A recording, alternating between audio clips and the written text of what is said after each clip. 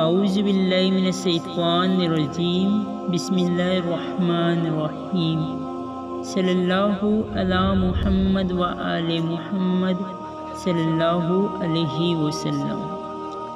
حضرت امام غزالی رحمۃ اللہ تعالیٰ علیہ فرماتے ہیں، میں نے تمام دنیا پر نظر ڈالی، ہر شخص کسی نہ کسی چیز سے محبت کرتا ہے، پر ان محبوب چیزوں کو چھوڑ کر اکیلا ہی قبر میں چلا جاتا ہے۔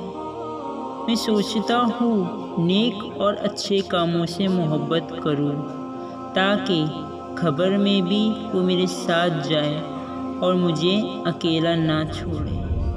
آپ مزید فرماتے ہیں، ایک بادشاہ تھا، اس کا ایک باغ تھا، اس کے بہت حصے تھے۔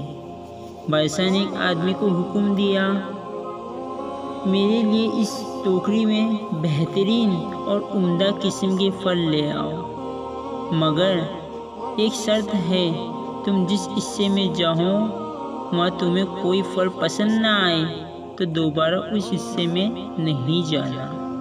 وہ آدمی باغ کے ایک حصے میں داخل ہوا، وہاں اسے کوئی پھل پسند نہیں آیا۔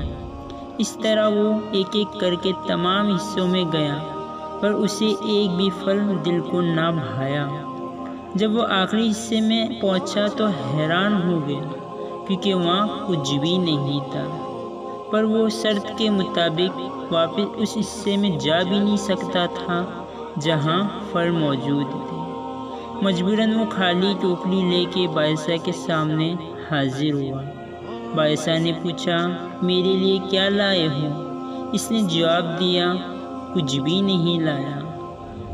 امام غزالی رحمۃ اللہ تعالیٰ علیہ فرماتے ہیں، بادشاہ سے مراد اللہ تعالیٰ کی ذات ہے، باغ سے مراد انسان کی زندگی ہے، حصے سے مراد انسان کی زندگی کے ایام ہیں، ٹوکری سے مراد انسان کے نامہ اعمال ہیں۔